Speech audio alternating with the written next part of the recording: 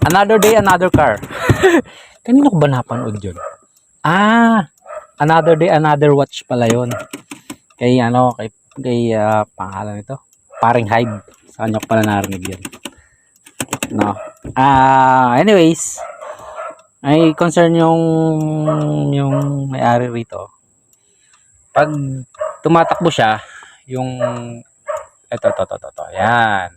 Yung park handbrake niya nakailaw lagi. So, iniisip niya baka may sira rito.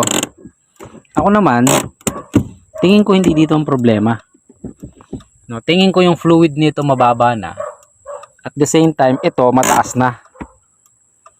So, dahil mataas na to, baka mamaya yung brake shoe niya sa likod, no, yung sa likod ng gulong, pudpud na, kaya mataas na yon. Dahil pudpud na yon, syempre bababa yung level ng brake fluid. Iilaw nga ito. Dadagdag ito, wala yung ilaw. Ang problema, may yung brake code.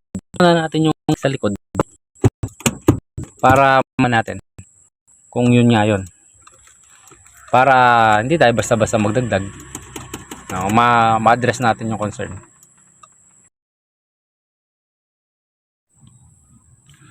Yung brake niya sa harap, makapal pa naman. Marumi lang. Kailangan lang nilis. At lalagyan lang natin ng grasa to. Pero ano pa, okay po. Hindi siya stack up. So ganoon din sa kabila.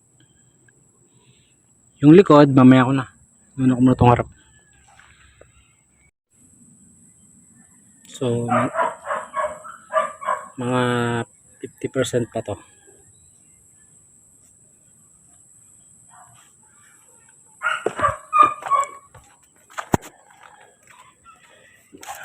Total dito lang naman to. So sayang naman kung papalitan natin, medyo makapal pa. Mukha lang siyang manipis sa no, sa camera. Pero sa personal makapal pa to.